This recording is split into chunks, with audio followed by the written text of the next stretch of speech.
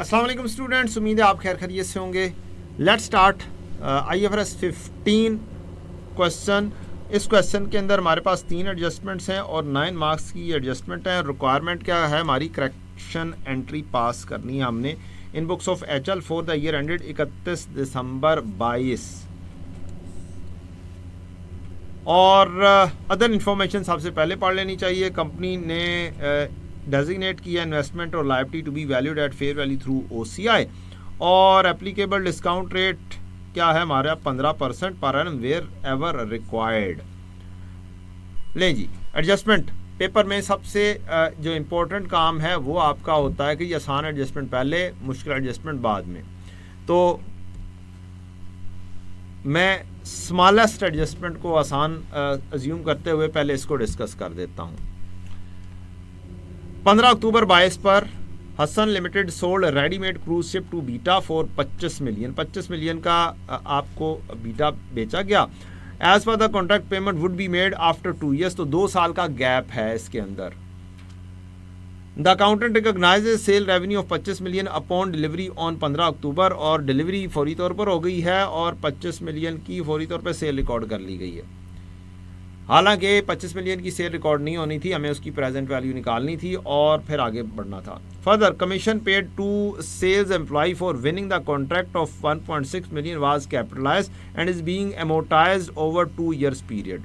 अब ये चूंकि पॉइंट इन टाइम के ऊपर सेल रिकॉर्ड हो गई है तो हम अब कॉस्ट जो उससे रेलेवेंट है ऑब्टेनिंग ऑफ द कॉन्ट्रैक्ट, अगर ऑब्टेनिंग फॉर द कॉन्ट्रैक्ट हो तो उसको कैपिटलाइज किया जा सकता है प्रोवाइडेड उसकी रिकवरी पॉसिबल हो।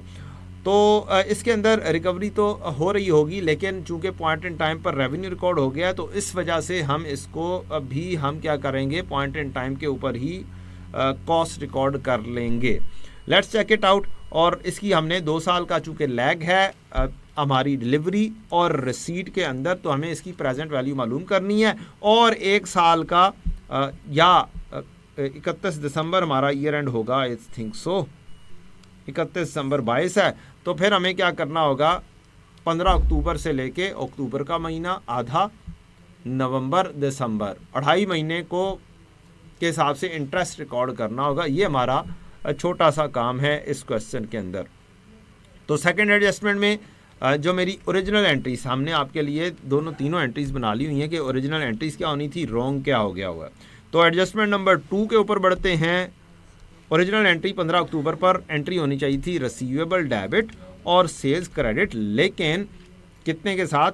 25 × 1.5 रेज टू पावर -2, 2 सालों का 15% के ऊपर जो हमारे पास इंटरेस्ट रेट गिवन किया है, डिस्काउंट रेट जो गिवन किया उसके ऊपर हमने प्रेजेंट वैल्यू ले लेनी थी।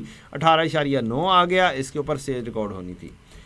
नेक्स्ट, रिसीवेबल या डेटर डेबिट और इंटरेस्ट इनकम क्रेडिट होनी थी 2.5 महीने की, ये आ गए हमारे पास। तीसरी चीज़, हमारा कमीशन एक्सपेंस रिकॉर्ड होना था what's ever the that is, 15 अक्टूबर के ऊपर भी हो सकती है और 31 दिसंबर के ऊपर भी। तो कमीशन एक्सपेंस डेबिट और कैश क्रेडिट, चूँकि पॉइंट इन टाइम के ऊपर डिलीवरी है लिहाजा इसको क्या कर लिया हमने, एक्सपेंस आउट कर लिया। पॉइंट इन टाइम डिलीवरी है। परफॉर्मेंस ऑब्लिगेशन हमने कंप्लीट कर दी है, पॉइंट इन टाइम डिलीवरी है। तो इसकी जो था हमने एक्सपेंस आउट कर दिया। ये ओरिजिनल है। रॉन्ग क्या हो गया हुआ है, हमने 25 मिलियन के ऊपर रिसीवेबल बुक कर लिया। कमीशन एक्सपेंस को हमने कॉन्ट्रैक्ट कॉस्ट के साथ बुक कर लिया हुआ है और उसकी अमोर्टाइजेशन कर दी है हमने कॉन्ट्रैक्ट कॉस्ट की 2.5 महीने की। अब एक आसान तरीकाकार है, सब कुछ रिवर्स कर दो, सब कुछ रिकॉर्ड कर दो। दूसरा तरीकाकार, डिफरेंस देख लो कि आपने सेल्स ज़्यादा बुक कर दी हुई है तो अब रिवर्स कर दो, तो जितने के साथ ज़्यादा बुक किया रिवर्सल हो गई। सेल्स डेबिट, रिसीवेबल क्रेडिट या रेवेन्यू डेबिट और रिसीवेबल क्रेडिट। बेहतर है वर्ड आप रेवेन्यू लिख लें। दूसरी चीज़, रिसीवेबल या डेटर डेबिट और इंटरेस्ट इनकम क्रेडिट, ये लिखी नहीं गई तो ये लिख देंगे, रिसीवेबल डेबिट और interest income credit. Commission expense हमने बुक ही नहीं किया तो कमीशन एक्सपेंस बुक कर देंगे। अमोर्टाइजेशन एक्सपेंस हमने बुक कर दिया है, हम रिवर्स कर देंगे। कॉन्ट्रैक्ट कॉस्ट हमने लिख दिया है, इसे रिवर्स कर देंगे। ये चूंकि नेट होकर इतने पे पहुंच गई हुई है, कॉन्ट्रैक्ट कॉस्ट एक दफ़ा डेबिट एक दफ़ा क्रेडिट, तो नेट करके 1.43 पर हो गई है, लिहाजा हमने इसको 1.43 के ऊपर रिवर्स कर दिया। अब एडजस्टमेंट नंबर 3 पर चलते हैं।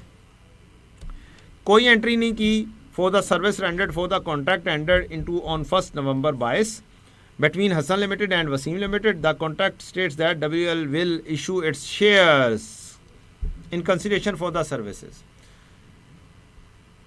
The work begins immediately.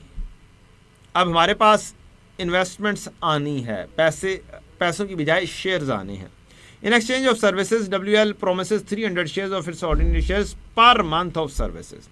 The term in the contract requires that the shares must be paid upon the successful completion of each month of service. इसके अंदर रूल ये होता है कि जी आपने शेयर्स जितने पे भी आ रहे हैं, जो सी भी उसकी फेयर वैल्यू है, उसकर ऊपर लिखने हैं और उसको टिल ईयर एंड आपने उसको चेंज नहीं करना। ईयर एंड के ऊपर अगर IFRS 9 के मुताबिक ये फेयर वैल्यू के ऊपर जाना है तो फिर ईयर एंड के ऊपर आप सारा को फेयर वैल्यू के ऊपर लेकर जाएंगे। अब इससे रिलेटेड कोई भी एंट्री पास नहीं की गई क्योंकि शेयर्स आ रहे हैं, कैश की इन्वॉल्वमेंट हो नहीं रही, लिहाजा कोई एंट्री लिखी नहीं जा रही। 300 शेयर आ गए, सर्विसेज दे चुके हुए हैं, 300 शेयर फिर से आ गए, इस वक्त 35 रुपये का रेट था। अब टोटल 600 शेयर आ चुके हुए हैं मेरे पास, तो 2 डेट्स की मैं अलग-अलग से ही एंट्रीज इसकी आपको बता देता हूँ। आपकी एंट्री हो जाएगी इन्वेस्टमेंट इन शेयर्स डेबिट और सर्विस इनकम क्रेडिट। भले आप इसकी एंट्री 30 नवंबर पर कर दें या 31 दिसंबर पर कर दें, लेकिन ये अलग से कर दी 28 रुपये के हिसाब से। फिर इन्वेस्टमेंट इन शेयर्स डेबिट और सर्विस इनकम क्रेडिट या फी इनकम क्रेडिट, अब ये 35 रुपये पे हो गया।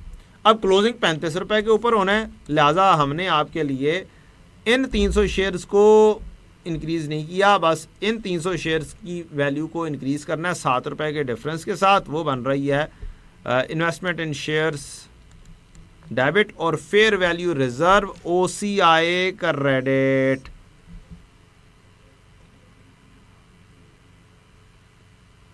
यहां पे आपके लिए एक आसानी रखी है कि यहां पे कोई टैक्स रेट नहीं दिया। अगर मैं यहाँ पे टैक्स रेट दे देता तो फिर चूंकि ये fair value reserve through OCI है, एक एंट्री मेरी और बननी थी, फेयर वैल्यू रिजर्व डेबिट होना था और डेफर्ड टैक्स लायबिलिटी क्रेडिट हो जानी थी। किससे? जोन सी भी चेंज आई 2100 है उसके ऊपर से 30%। ये आपके लिए क्वेश्चन से एक एडिशनल बात मैंने कर दी। पहली एडजस्टमेंट,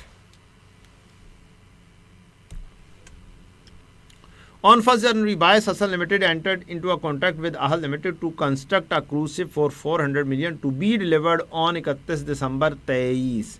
1 जनवरी 22 को कॉन्ट्रैक्ट हो रहा है और 31 दिसंबर 23, 22 पूरा 23 पूरा, 2 साल मुकम्मल। The date on which control of ship would be transfer to AL। As per the contract 90% of agreed amount was paid immediately by AL। तो इसकी एंट्री जनरली होनी चाहिए कैश डेबिट और contract liability credit. And the balance will be paid on delivery on 31 December 22, 31 दिसंबर 23, 31 दिसंबर 23 आना चाहिए यहाँ पे, 2 साल के बाद। Only 40% of the construction, 31 December 22 ही है, डिलीवरी 31 दिसंबर 23 है। Only 40% of the construction of the ship was completed at the cost of 150 million and the balance will be paid on delivery till 31 दिसंबर 23 ये and the balance will be paid on delivery. यहाँ पर full stop बनता है।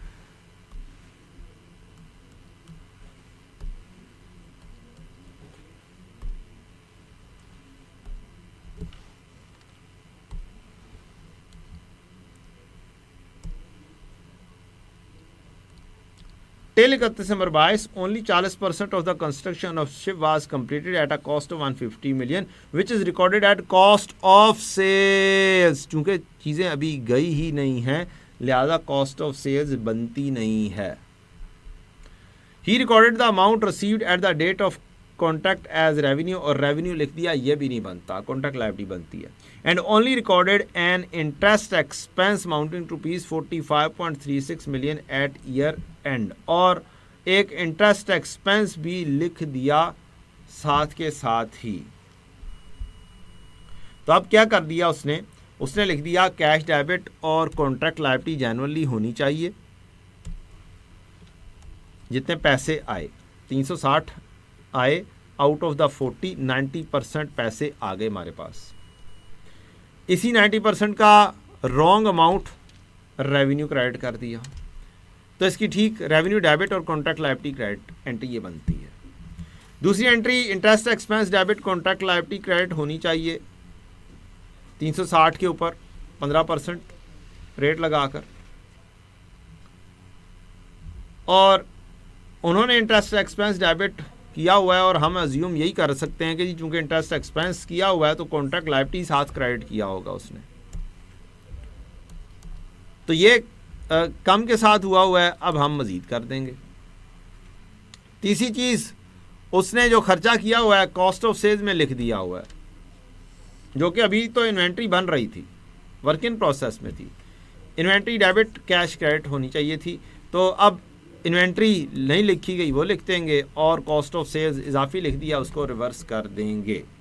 तो ये 3 entries हमारी बनती हैं 31 दिसंबर 22 पर, और हमने ये सारी की सारी करेक्टिंग एंट्रीज करनी थी 31 दिसंबर 22 पर।